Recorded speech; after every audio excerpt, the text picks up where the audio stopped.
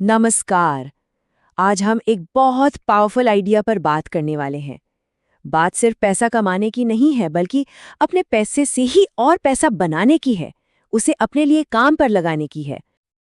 महान investor Warren Buffett ने एक बहुत कमाल की बात कही है कि अगर सोते सोते पैसे कमाने का कोई रास्ता नहीं मिला तो जिंदगी भर काम ही करते रहना पड़ेगा। सुनने में तो ये किसी जादू जैसा लगता है ना, पर यह जादू असल में काम कैसे करता है? इसकी शुरुआत होती है इनकम के दो अलग अलग तरीकों को समझने से। हाँ, तो इनकम के ना दो मेन रास्ते होते हैं। चलिए इन्हीं दोनों रास्तों में थोड़ा और गहराई से उतरते हैं। देखिए, एक होती है एक्टिव इनकम। ये तो हम सब जानते हैं, जब तक काम करते हैं तब तक पैसे मिलते हैं, सिंपल। लेकिन दूसरी है पैसिव इनकम, और ये बिल्कुल अलग है। ये एक ऐसे सिस्टम से आती है जिसे एक बार बना दिया तो वो तब भी पैसा कमाता है जब कोई सीधे सीधे काम नहीं कर रहा होता। इसे ऐसे समझिए, चॉइस बहुत सिंपल है। या तो जिंदगी भर पानी की बाल्टियां ढोते रहो, या फिर थोड़ा समय लगाकर एक ऐसी पाइपलाइन बना लो जो अपने आप पानी घर तक पहुंचाए। और यही पाइपलाइन पैसिव इनकम का रास्ता है। अब इस पाइपलाइन को पावर देने वाला जो इंजन है ना, वो एक ऐसा कॉन्सेप्ट है जिसे कुछ लोग दुनिया का 8वां अजूबा भी कहते हैं, और वो है कंपाउंडिंग।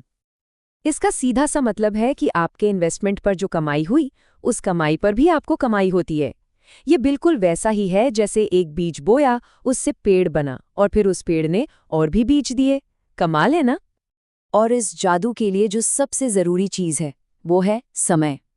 इस चार्ट को देखें, कैसे एक छोटी सी मंथली इन्वेस्टमेंट भी 10, 20 और 30 सालों में एक बहुत बड़ी दौलत में बदल जाती है। मतलब जितनी जल्दी शुरुआत की जाए, चाहे अमाउंट छोटा ही क्यों ना हो, लंबे समय में उतना ही बड़ा फर्क पड़ता है। लेकिन सिर्फ समय ही काफी नहीं है, इसका एक बहुत पावरफुल साथी है, और वो है डिसिप्लिन, यानी अनुशासन। चलिए इसे दो दोस्तों की कहानी से समझते हैं। एक दोस्त है शौर्य। उसने फौरन अपनी लाइफस्टाइल को अपग्रेड करने का रास्ता चुना, कार और घर के लिए लोन लिए, और फिर ईएमआई के चक्कर में फंस गया। वहीं उसका दोस्त आकाश, उसने दूसरा रास्ता चुना। वो सादगी से रहा, डिसिप्लिन पर फोकस किया, और अपनी सैलरी का एक हिस्सा लगातार सिस्टमैटिक इन्वेस्टमेंट प्लान यानी एसआईपी के जरिए इन्वेस्ट करता रहा, और बस कंपाउंडिंग को अपना जादू चलाने दिया। तो सवाल ये है कि ये इनकम पाइपलाइन बनाने के लिए कौन कौन से टूल्स इस्तेमाल किए जा सकते हैं। चलिए अपना टूल बॉक्स खोलते हैं। देखिए, एसेट्स को हम मोटे तौर पर दो हिस्सों में बांट सकते हैं। पहले आते हैं डिजिटल एसेट्स। इनको शुरू करने के लिए ना पैसे से ज़्यादा टाइम और स्किल की ज़रूरत होती है, जैसे कि एक यूट्यूब चैनल चलाना, कोई ऑनलाइन कोर्स बनाना, या फिर एफिलिएट मार्केटिंग। ये सब समय के साथ इनकम के ज़बरदस्त सोर्स बन सकते हैं। और फिर आते हैं ट्रेडिशनल एसेट्स।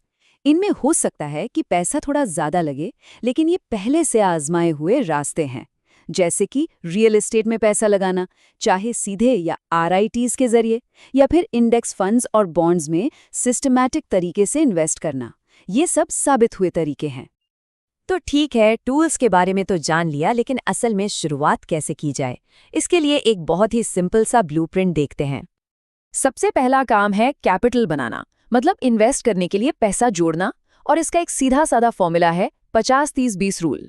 अपनी इनकम का 50% ज़रूरतों पर, 30% अपनी चाहतों पर, और सबसे ज़रूरी 20% हिस्सा डिसिप्लिन के साथ सेविंग और इन्वेस्टमेंट के लिए। अच्छा, जब कैपिटल जमा हो जाए तो इतने सारे आइडियाज में से सही रास्ता कैसे चुनें? इसके लिए 3I का फ्रेमवर्क इस्तेमाल कर सकते हैं। पहला I है इंटरेस्ट, ऐसा काम जिसमें सच में मजा आए। दूसरा I है इन्वेस्टमेंट, मतलब कितना टाइम या पैसा लगा सकते हैं। और तीसरा I है इनकम, क्या इससे होने वाली कमाई आपको मोटिवेट करती है?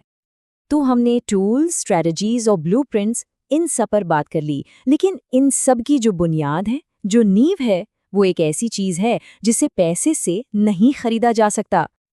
देखिए, दौलत बनाना सिर्फ एक फाइनेंशियल प्रोसेस नहीं है, ये एक मेंटल प्रोसेस है।